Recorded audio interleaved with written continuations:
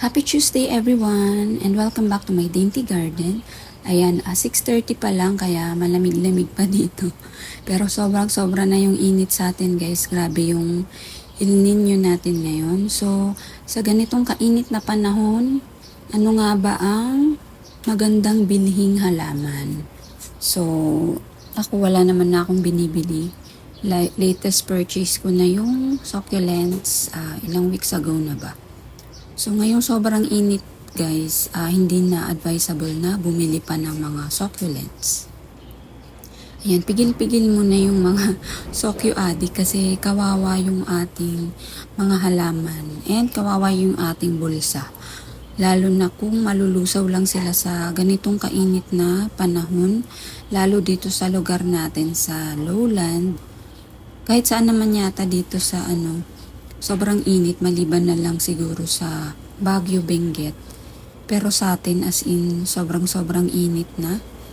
Tingnan nyo, kahit yung matitibay ko, ayan iba na yung itsura nila. Hindi na sila purple, si Purple Delight. Ganin din yung apricot. Kuwala ko. Ayan magkamukha na sila ni Yung kulay nila is over sun exposure. Pero morning sun lang dito guys. Ganon din si Dardy ko. Magkakamukha na sila Magkakakulay. Ayan, pati to. Magkakakulay. Ayan, buti na lang yung mga existing na natin. Ito, nag-stable na sila.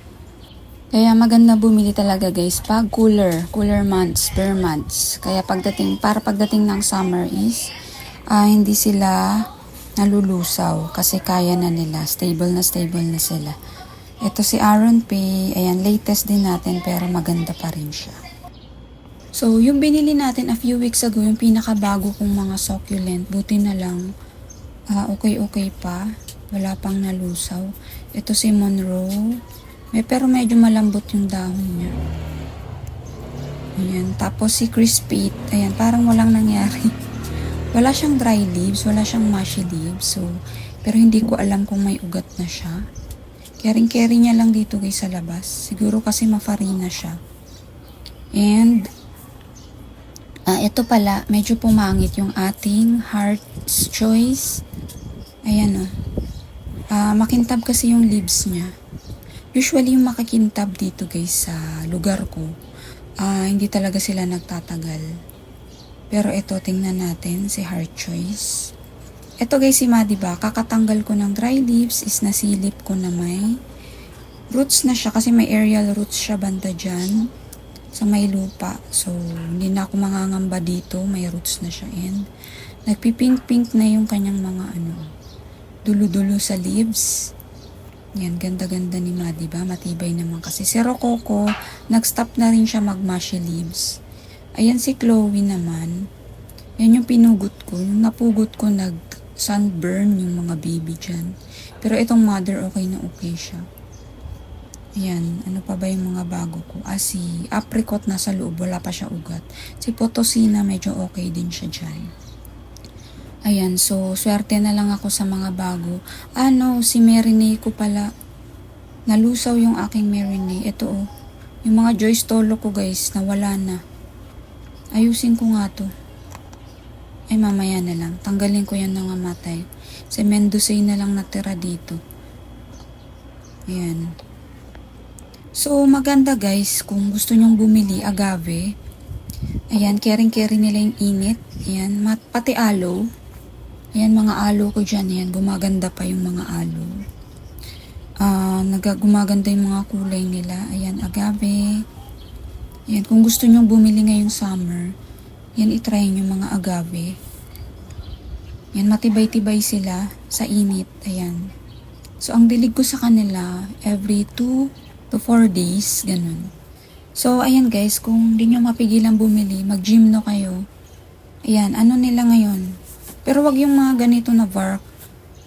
Lalo na yung full var, or mas maraming variegation. Maganda yung ito tulad ng mga ganito na full bar. Mabilis silang malusaw and mas konti yung ugat nila. Yung mga ganito guys. Yung sakto lang yung variegation. Para mabilis umugat at madami-dami yung ugat nila. Kaysa sa full bar, nalulusaw sila. That's on my experience ko lang ha, yung mas madaming variegation. Nalulusaw talaga, katagalan. Ayan, gymno ngayon guys is flowering season nila. So, nagbo-bloom talaga yung mga gymno, lalo pag nasa full sun na may net. Aloe din guys. Ayan, matibay din sila ngayon. Ayan, mga hardy kumpara sa ating succulents.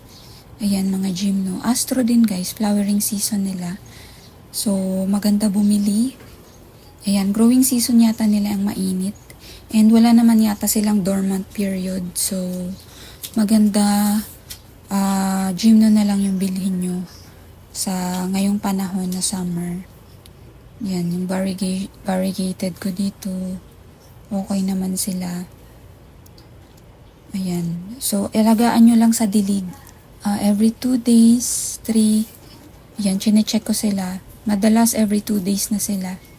Yung ating mga gymno. Ayan. Sa Astro guys, ayan. Ito, hindi ko pa rin sila, siguro every 4 days na yung dilig ko sila. Sa kanila, dati 1 week. Ayan, Astro maganda rin bumili ngayon. Ayan, flowering season din nila ngayon. So, tsaka okay bumili pag mainit ng Astro kumpara pag maulan, which is fungus season naman pag maulan. So, better ngayon kayo bumili kung gusto nyo bumili ng mga Astro. Ayan, nagpapalit bulak. Ayan, bihira ang nagpa-flower ko dito guys kasi nasa lilim. Ayan, pero okay lang sa akin. Okay lang sa akin na hindi naman mag-bloom. And isa pa is Françoise Ay. Forbia Françoise Ay guys. Kung gusto nyong bumili ngayong summer, matibay-tibay din ang mga Françoise Ay kumpara sa ating mga soft succulents. Yan, kung may pera lang ako, nag-add na ako ng mga Françoise Ay. Yan, super cute din kasi nila. And hardy din. Ayan. Ito ang ganda niya na.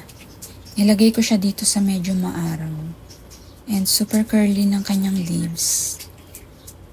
Ayan Ayan, so wala akong mga bagong bili ngayon. Wala akong kaperahan. So, advice na lang ang mabibigay ko sa inyo. Ito, ang ganda ng ating gymno dito. Diniligan ko sila kagabi, guys. Super sexy niya tingnan. And very pretty. Ayan. Marami ngayon, guys, gymno and Astro na bagsak presyo. Ayan, nanonood-nood na lang ako ng mga live, pero hindi ako bumibili. Ayan, maganda bumili ngayon. Ayan guys, yung ating face-to-face classes na naman yung mga bata ngayon. So, sobrang init. Tignan nyo to guys, ang ganda niya. Nagda-dark yung skin niya and nagbo-bright yung kanyang variegation. Ang ganda niya. Yan, mga gymno natin. Kung pumapangit yung mga succulents, gumaganda naman yung mga gymno. Wag lang yung full var, nalulusaw sila. Thank you so much for watching guys!